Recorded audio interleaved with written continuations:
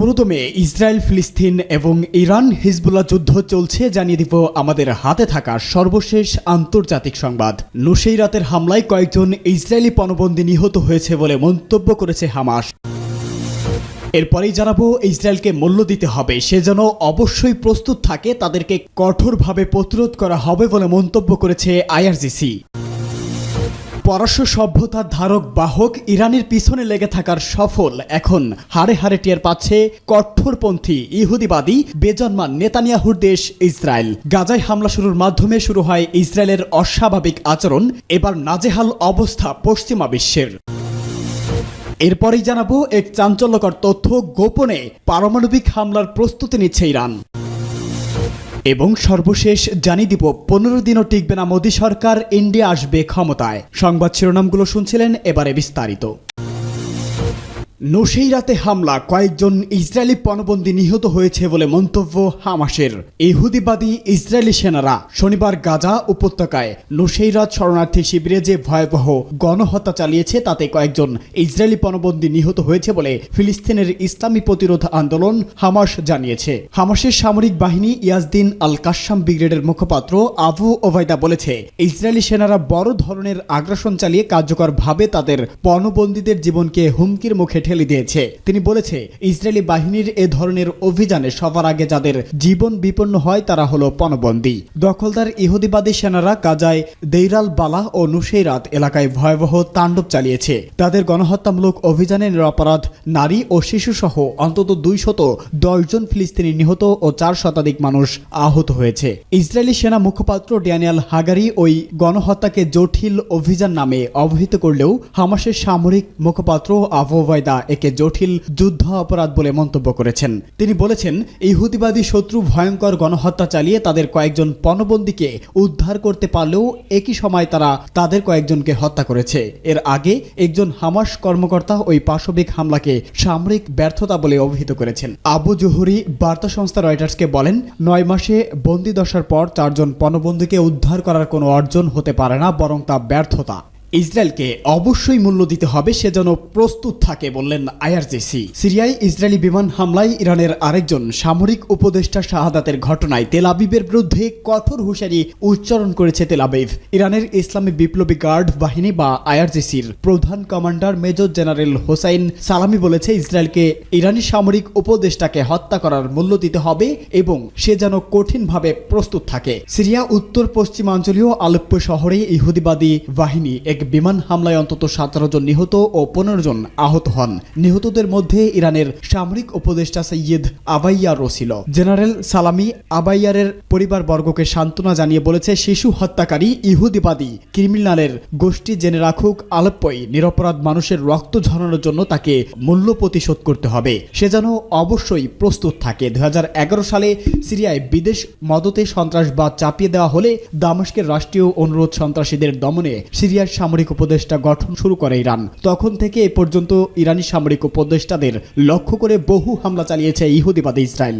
গত বছরের অক্টোবরে গাজা যুদ্ধ শুরু হওয়ার পর সিরিয়া ইহুদিবাদী সরকারের হামলার মাত্রা বেড়ে যায়। এর মধ্যে গত মাসের গোড়ার দিকে সিরিয়ার রাজধানী দামেস্কে ইরানি কনসুলেটে হামলা চালায়। ওই ভবনটি ধ্বংস করার পাশাপাশি বেশ কয়েকজন সামরিক উপদেষ্টাকে হত্যা করে তেল আবিব। এর জবাবে ইরান গত 13 মে ইহুদিবাদী ইসরায়েলের বিভিন্ন সামরিক লক্ষ্য করে অন্তত 300 ড্রোন ও ক্ষেপণাস্ত্র নিক্ষেপ করে, যার ফলে ইসরায়েলের ব্যাপক ক্ষয়ক্ষতি হয়। ইরান ওই হামলা চালানোর আগে তেল আবিবকে কয়েকবার সতর্ক করেছিল, এবারও সতর্ক করছে। মনে হয় বড় ধরনের হামলা চালানোর প্রস্তুতি নিচ্ছে ইরান। এতে করে হতচকিত হয়ে গেছে পশ্চিমা বিশ্ব ও তার মিত্ররা। খোশ মেজাজে ইরান, শনির দশা ইসরায়েল। মানুষ তার নিয়তির অমোঘ পরিণতি থেকে কোনোভাবেই রক্ষা পায় না। ইসরায়েলের হয়েছে সেই দশা। মধ্যপ্রাচ্যে বহুবার জন্ম নেওয়ার পরও নিজ ঘরের শত্রুতায় বিলীন হয়েছে বারবার। পারস্য সভ্যতার ধারক বাহক ইরানের পিছনে লেগে থাকার সাফল এখন হাড়ে হাড়ে টের পাচ্ছে কঠোর ইহুদিবাদী নেতা বেজন্মা নেতানিয়াহু। গাজায় হামলা শুরুর মাধ্যমে শুরু হয় ইসরায়েলের অস্বাভাবিক আচরণ। এই আচরণ রীতিমতো পাগলামিতে পৌঁছালো যখন ইরানে সরাসরি আক্রমণ করে বসল।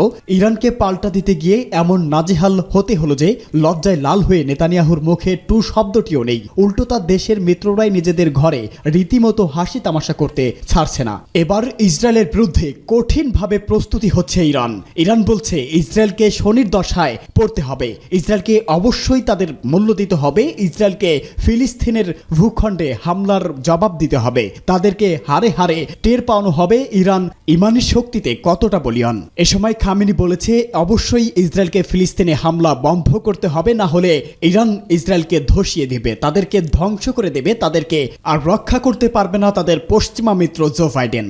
ক্রমাগত উত্তেজনার মধ্যে পারমাণবিক ইস্যুতে ইসরায়েলকে সতর্ক করল ইরান। চলমান উত্তেজনার মধ্যে পারমাণবিক ইস্যুতে ইসরায়েলকে সতর্ক বার্তা দিয়েছে ইরান। দেশটির সর্বোচ্চ ধর্মীয় নেতা আয়াতুল্লাহ আলী খামেনির উপদেষ্টা কামাল খারেজি বলেছেন, ইসরায়েল আমাদের অস্তিত্বের জন্য হুমকির কারণ হলে আমাদের পিছপা হওয়ার কোনো সুযোগ নেই। এই খবর দিয়েছে অনলাইন এনডিটিভি। খবরে বলা হয়েছে গোপনে পারমাণবিক অস্ত্র তৈরি করছে ইরান। দীর্ঘদিন থেকে এমন অভিযোগ করে আসছে ইসরায়েল ও তার পশ্চিমা মিত্ররা, তবে বারবারই তাদের এই অভিযোগ নাকচ করে দিয়েছে তেহরান। কিন্তু এবার শুধু নাকচ করেই থামেননি তারা, রীতিমতো তেল আবিবকে শাসিয়েছে কামাল খারেজি। ইসরায়েলকে হুঁশিয়ারি দিয়ে বলেছেন, আমাদের পারমাণবিক বোমা তৈরির কোনো সিদ্ধান্ত নেই, কিন্তু ইরানের অস্তিত্ব হুমকির মুখে পড়লে আমরা আমাদের নীতি পরিবর্তন করতে বাধ্য হব।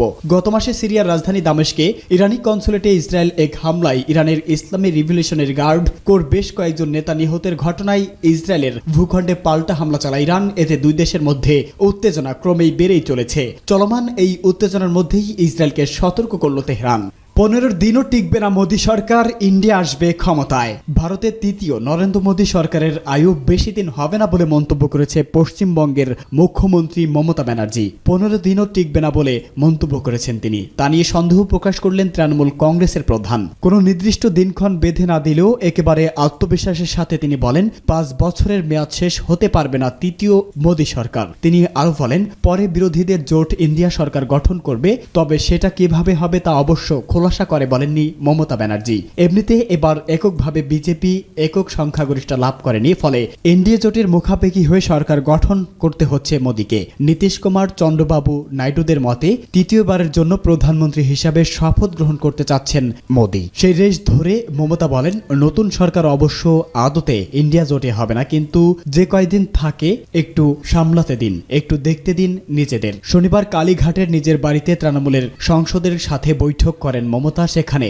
লোকসভায় তৃণমূলের নেতা হিসাবে উত্তর কলকাতা লোকসভা কেন্দ্রে নবনির্বাচিত সাংসদ সুদীপ ব্যানার্জিকে বেছে নেওয়া হয়েছে। চিফ হুইপের দায়িত্ব দেওয়া হয়েছে শ্রীরামপুরের সাংসদ কল্যাণ ব্যানার্জিকে, আর মমতা হয়েছেন তৃণমূলের সংসদীয় দলের চেয়ারপারসন। সেই বৈঠকের পর মমতা জানান, তৃতীয় মেয়াদে সরকারের হাতে পর্যাপ্ত সংখ্যা না থাকায় সংসদে তাদের চেপে ধরার কোনো সুযোগ ছাড়বে না তৃণমূল। জাতীয় নাগরিক পঞ্জি, অভিন্ন দেওয়ানি বিধি মতো ক্ষেত্রে সরকারের তুমুল বিরোধিতা করা হবে। তারপরে তিনি বলেন, এটা কেউ ভাববেন না আজ ইন্ডিয়া জোট দাবি জানায়নি মানে কালো করবে না। আমি অপেক্ষা করছি এবং পুরো বিষয়টির উপর নজর রেখেছি। দেশে পরিবর্তনের প্রয়োজন আছে, আর সেই কথা শুনে তৃণমূলের নবনির্বাচিত সংসদ দীপক অধিকারীর মুখে হাসি দেখানো হয়েছে। তারই মধ্যে মমতা বলতে থাকেন, মোদীকে কেউ চান না। এত বড় হারের পরে মোদী বাবুর উচিত ছিল যে এটা অন্য কাউকে ছেড়ে দেওয়া। শুধু ভয় দেখিয়ে চমকে ধমকে তথাকথিত 2/3 সংখ্যাগরিষ্ঠতা